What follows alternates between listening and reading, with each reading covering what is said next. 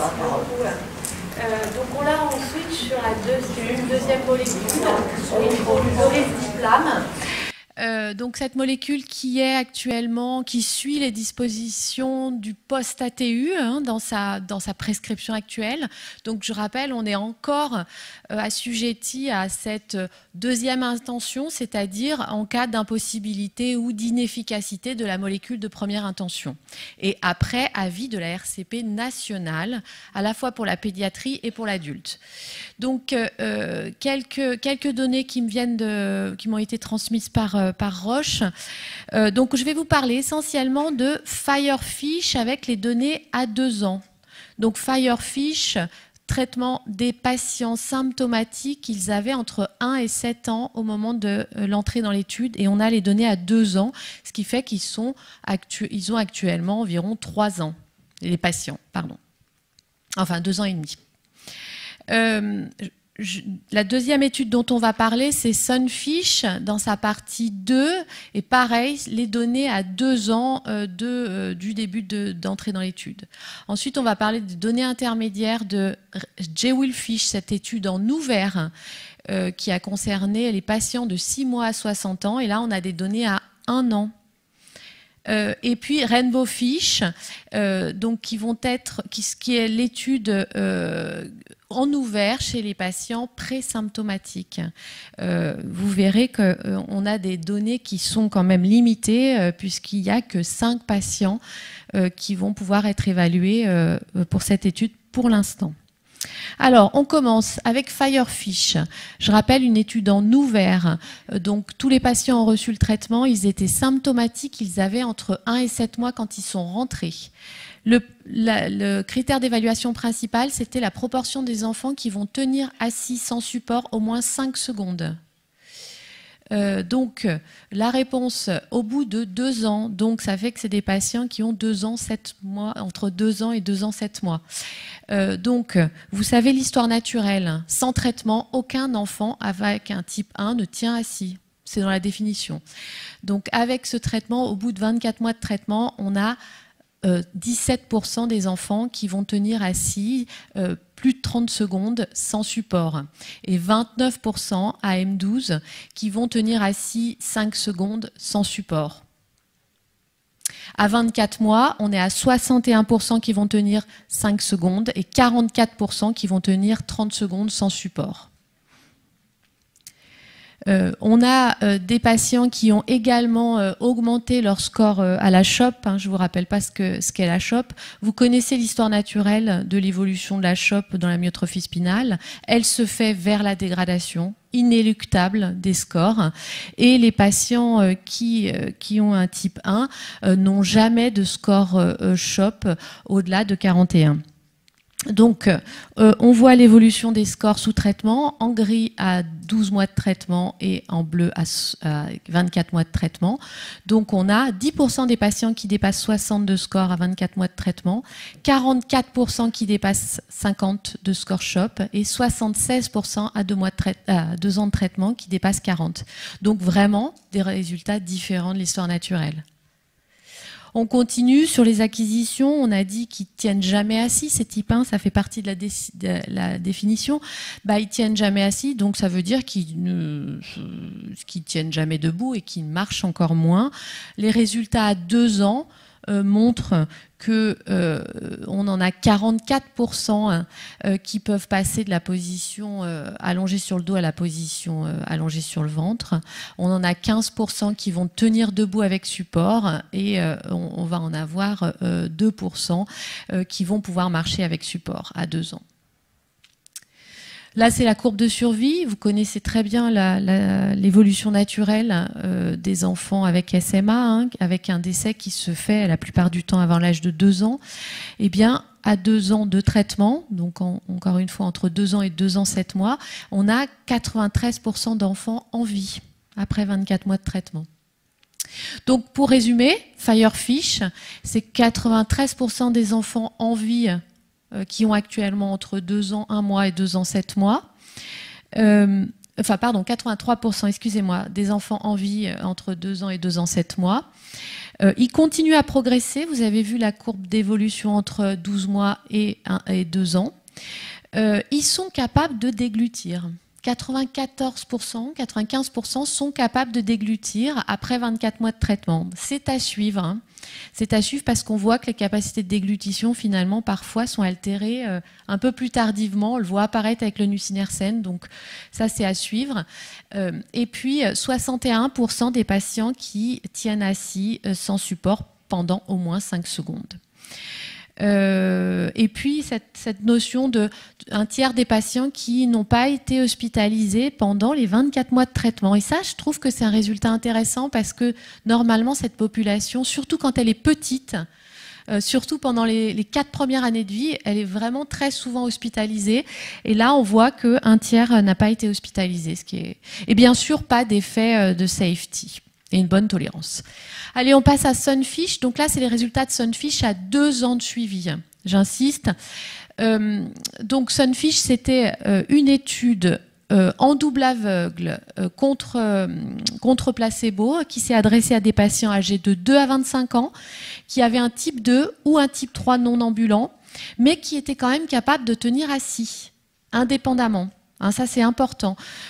C'était vraiment un critère d'inclusion, mais qui avait quand même pour beaucoup des déformations orthopédiques importantes. Donc, le primary endpoint, c'était vraiment initialement le changement entre le baseline et M12. Ça, c'était vraiment le critère d'évaluation principal de l'étude à 1 an. Après, il y avait des critères secondaires qui sont finalement étudiés à 2 ans. C'est ce que je vais vous montrer, qui est le changement de la MFM depuis le baseline, la proportion de patients qui augmente dans différentes échelles. Donc les patients, vous voyez que là ça c'est la répartition en fonction de l'âge. On a beaucoup de tout petits entre 2 et 5 ans et puis entre 6 et 11 ans, on a finalement très peu d'adultes, hein, entre 18 et 25 ans. Donc là, on commence l'extension, enfin la généralisation de ces résultats à la population adulte au-delà de 25 ans. Question. On a une répartition risdiplam versus placebo qui était à peu près comparable. On a beaucoup de patients qui avaient des scolioses, c'est pour ça qu'on a dit que c'était une population assez déformée au niveau orthopédique. Donc, notre critère d'évaluation principal, il était là, à M12. On a vu qu'il y avait une différence significative entre le groupe traité et le groupe placebo, qui était plutôt stable. Ça nous a surpris, hein, puisqu'à 1 an, on s'attendait à ce que ça diminue. Mais non, le groupe placebo était stable. Et le groupe traité, on n'avait pas tout à fait plus de points de MFM.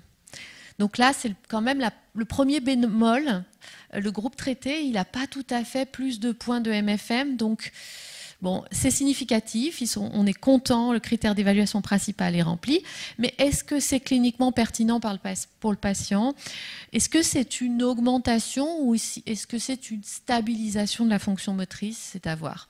En tout cas, ce qui est sûr, c'est que sur 1 an, normalement, hein, un groupe non traité aurait dû finalement se dégrader, comme l'a montré les études d'histoire naturelle, que ce soit l'européenne par Laurent Servet ou d'autres études d'histoire naturelle. On est plutôt dans la dégradation, alors que là, on était plutôt dans la stabilisation. Ces patients, ils continuent à 24 mois ils continuent à se stabiliser. Voilà. Je ne peux pas dire qu'ils continuent à s'améliorer parce que vous voyez la proportion de patients qui a plus de 3 points de modification à 24 mois, c'est la même qu'à 12 mois. Donc ils ne continuent pas forcément à progresser, mais ils se stabilisent dans leur stabilisation. Voilà. Alors, ce qui est rassurant, c'est que toutes les échelles vont un peu dans le même sens. La RULM du membre sup ou la HFMSE, ça va dans le même sens d'une stabilisation, voire amélioration de la fonction motrice sur 2 ans. Ce qui est aussi assez encourageant, c'est ce que rapportent les familles ou les patients de l'effet du traitement par l'utilisation de la SMAIS. Vous voyez, le gris, c'est toujours le groupe placebo. Bleu, c'est le groupe traité. On voit que cette autonomie dans le quotidien ou indépendance fonctionnelle a tendance à s'améliorer avec le temps, avec des chiffres là, +3, qui commencent à être significatifs à 2 ans. Donc Sunfish, en résumé, on a une fonction motrice qui est stable, voire un peu augmentée au bout de 2 ans, et qui se stabilise. Enfin, l'effet continue au bout de 2 ans, c'est ce qu'on peut dire. On a l'impression que ça va dans le même sens que ce que rapportent les patients et les familles en termes d'amélioration de l'autonomie ou de l'indépendance fonctionnelle. On voit que quand les patients, à partir de 1 an, ils sont switchés dans le groupe Risdiplam, et bien finalement, eux aussi, ils ont eu un effet du traitement. Alors la discussion, c'est est-ce que l'effet a été aussi important que dans le premier groupe, dans le groupe initial traité? C'est pas sûr et on ne comprend pas très bien pourquoi. Et puis finalement, on a un traitement qui est safe. Il y a des effets secondaires, il y a des effets, des adverse events qui ont été observés, mais qui sont en lien avec la maladie et pas avec le traitement. Donc ça, c'était Sunfish 2 ans. Maintenant, Jewelfish. Donc Jewelfish, une étude ouverte qui s'est adressée à tous les patients qui avaient pu bénéficier avant d'une autre molécule. Que ça soit dans le cadre de l'essai Moonfish ou que ça soit de l'olésoxime ou même des patients qui auraient pu avoir un autre type de traitement comme nusinersen mais qui voulaient avoir du risdiplam. Donc cette étude en ouvert, elle a permis d'inclure beaucoup de patients à travers le monde. Il fallait être âgé de 6 mois à 60 ans et avoir pris un autre traitement. C'était les seuls facteurs d'imitation d'inclusion. Vous voyez que le primary endpoint, c'était safety, hein. C'était pas efficacité. Donc là, je vais vous montrer des résultats d'efficacité, mais c'était pas le premier objectif. Donc on a quand même inclus 174 patients dans cette étude Jewelfish, une étude en ouvert. Uniquement 9 ont arrêté le traitement pendant l'étude. Du coup, il y en a beaucoup qui venaient surtout du nusinersen et de l'olésoxime. L'olésoxime et un peu de thérapie génique. Donc voilà ce que montre l'évolution de la fonction motrice à 2 ans.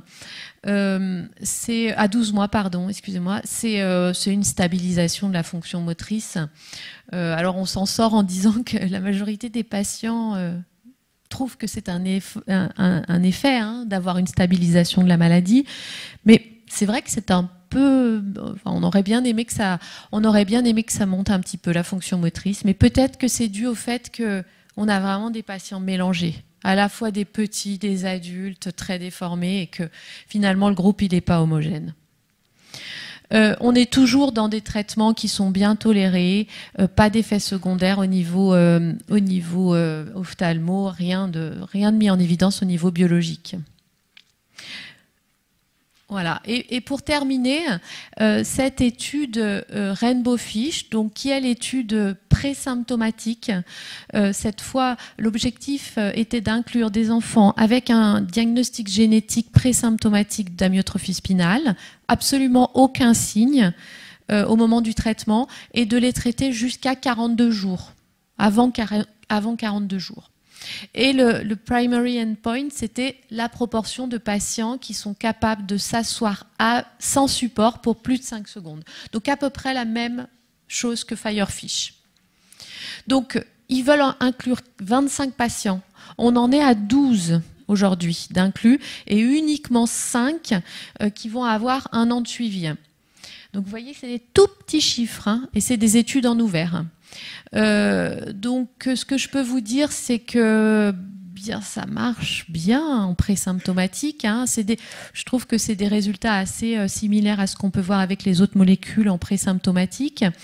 On est avec bien sûr 100% des enfants qui tiennent leur tête, 100 qui se déplacent à 4 pattes.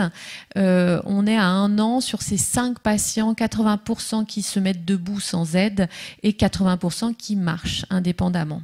Encore une fois, 5 enfants traités depuis 1 an. Et puis, ce qui est intéressant, c'est que ces acquisitions, ils les font dans des délais à peu près normaux. les délais attendus du développement psychomoteur.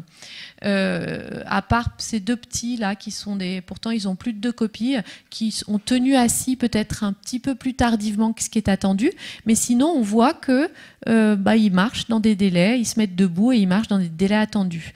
Et on a encore 2 petits qui n'ont pas encore de suivi supérieur à 1 an et qui n'ont pas encore acquis la marche. Des super résultats sur la CHOP, on voit qu'ils arrivent au maximum du score de la CHOP à entre 4 et 5 mois, donc ça c'est quasiment la normalité. Hein.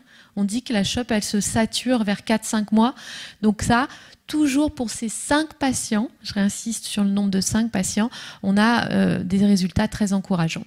Et puis 100% de patients sur ces 5 qui n'ont pas de difficulté de déglutition et qui n'ont pas de difficulté d'alimentation au bout de 12 mois de traitement. Donc, en gros, ils ont 13-14 mois.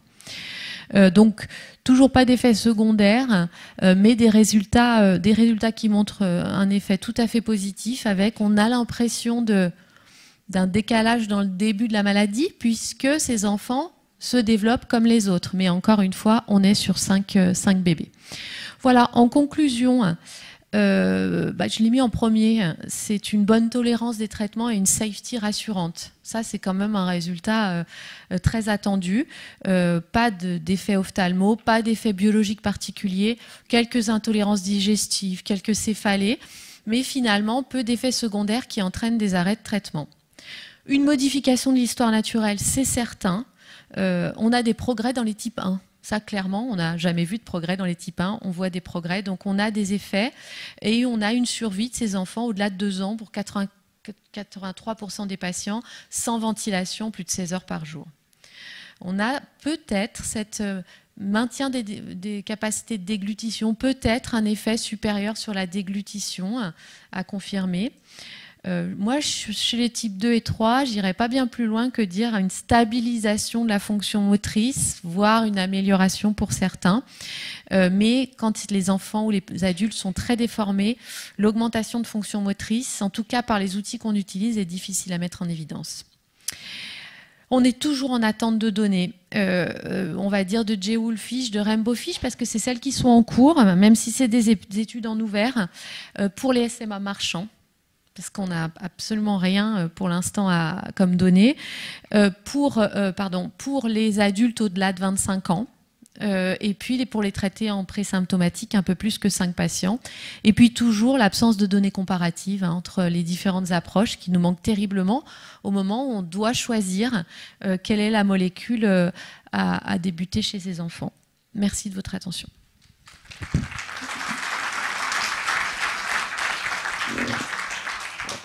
Merci et merci beaucoup Carole pour en fait cette vision actuelle et actualisée des études aujourd'hui. Est-ce qu'il y a des questions, des précisions à demander à Carole? Vous allez tout savoir. Juste une remarque, il y a quand même plus de 100 patients qui à l'heure actuelle sont sous risdiplam en France avec le Early Access Programme. Donc là encore, ça va être hyper important d'avoir des données en vie réelle parce qu'il va y avoir la mise sur le marché là en janvier quand ça va être publié au JO et donc il faut absolument qu'on collecte ces données vu ce que tu nous montres des différents essais. Hein. Ouais, j'avais une question. Est-ce qu'il est étudié parce qu'un médicament par la bouche, il y a toujours un problème de compliance. Si on compare à un médicament par injection, on va venir pour avoir son injection et à partir du moment où on est là, on aura son traitement. Par contre, là, ça nécessite une compliance de l'enfant et parentale. Est-ce qu'il y a eu des échecs au cours des essais? En sachant que l'essai, c'est quand même un petit peu différent parce qu'il faut donner son agrément à l'essai et qu'on est bien sûr lorsqu'on participe. Est-ce que c'est quelque chose qui est évalué ou pas? Évaluer la compliance parce que c'était retenu comme une déviation au protocole. Oui. C'est-à-dire qu'il y avait des carnets, oui. Les patients nous le disaient. A priori, moi, dans les résultats que j'ai vus, la compliance était assez bonne. Oui, et c'est ce que j'ai comme expérience aussi en clinique, enfin ce que les patients nous disent, hein, c'est que finalement la compliance, elle est assez bonne et on le voit aussi avec les pharmaciens parce qu'ils ramènent aussi les flacons. Donc on peut quand même avoir une idée et j'ai l'impression qu'ils prennent le traitement régulièrement et sérieusement. Mais bon, c'est à voir, hein. On verra ensuite. Moi, ce qui m'inquiète un petit peu, c'est la délivrance qui est envisagée en officine. Je suis assez d'accord avec vous quand vous dites que quand on leur fait des injections intrathecales, au moins on les a près de nous et qu'on les voit régulièrement et que finalement, ce qu'on voyait dans, je ne sais plus qui c'est qui en a parlé, mais finalement les patients prenaient ça pour une amélioration de la communication avec l'équipe. Et je trouve que... Ce qui a été rapporté dans une équipe, oui. Un papier sur la qualité de vie. Et voilà, c'était important de venir à l'hôpital. C'est intéressant. Et là, le fait de le faire dispenser en pharmacie de ville, ça me fait un peu peur. Puis ça me fait un peu peur aussi par les contacts que je vais devoir avoir avec les pharmaciens qui vont m'appeler. Il n'est pas venu, il n'a pas pris, comment on fait? Alors que finalement, quand on les a... entre guillemets, sous la main régulièrement, comme là, ils sont obligés de venir pour le chercher et ils sont obligés de venir nous voir. Non, mais même ceux que je traite là en clinique, je leur impose de venir tous les 6 mois, mais je me dis, s'il y a la dispensation près de chez eux, je ne suis pas sûre que je vais réussir à les garder pour les évaluer de près. Donc, à suivre. Je voulais faire une petite remarque pour revenir aussi sur la remarque de Claude Cancès. Je pense qu'on va être encore dans la difficulté pour les adultes, comme toujours. Et on a l'impression d'être un petit peu laissé de côté dans ces essais. Et moi, ça me choque un peu que ce soit pour le nusinersen ou pour le risdiplam, il n'y ait pas eu un essai dédié aux adultes, parce que attendre les données pour les plus de 25 ans, ça sera quand même des données issues d'un large spectre de malades, mais ça ne remplace pas un essai dédié aux adultes. Pourquoi n'a-t-on pas fait d'essais adultes versus enfants pour ces maladies? Alors déjà, je ne travaille pas chez Roche. Oui, je sais. Non, alors ça me permet en plus de rebondir sur l'histoire de la MCRO. En fait, un essai dédié aux adultes, un des objectifs, ça serait aussi d'identifier des outils objectifs adaptés à cette population qu'on pourrait comparer à la MCRO. Moi, la MCRO, je l'aime bien, hein, je ne suis pas là pour la critiquer, mais elle est quand même hautement subjective. Et alors, dire qu'elle est sensible, je pense que c'est trop tôt pour dire qu'elle est sensible, parce que dire qu'elle est sensible, ça veut dire que vous avez en face quelque chose qui vous prouve que ce qu'elle mesure, c'est bien une amélioration. Alors, elle mesure une amélioration de la satisfaction, c'est déjà pas mal. Est-ce qu'on traite les patients pour leur satisfaction ? C'est autre chose, mais en fait, on manque d'outils pour cette population. Pourquoi? Parce qu'il n'y a pas eu d'essais dédiés à ces populations. Donc, peut-être que se lancer dans des essais chez ces populations-là pour développer des outils adaptés, ça pourrait être utile. Mais je ne sais pas si les labos, c'est leur objectif, parce que eux, ils se disent que de toute façon, c'est généralisable, leurs résultats. Et que c'est efficace à 25 ans, pourquoi ça ne le serait pas à 35 ans? Il n'y a pas de raison physiopathe. Le dernier commentaire avant le café. Très court, merci beaucoup Carole. La difficulté particulière chez les adultes, c'est que quand on initie un traitement, il faut aussi fixer les critères d'arrêt. Et on se retrouve dans une population où, par définition, la MFM, comme on l'a très bien vu tout à l'heure, est stable, et sous traitement, elle est stable. Donc on n'a pas d'outil pour savoir si, au bout d'1 an ou de 2 ans, on est en mesure ou pas d'arrêter le traitement. Et ça, je crois que c'est une grosse problématique. C'est pour ça qu'au sein de la RCP adulte, on a priorisé les patients qui avaient au moins une pente de décroissance pour pouvoir avoir un critère de jugement. Parce qu'au bout de 2 ans, la MFM reste stable, on continue, on arrête.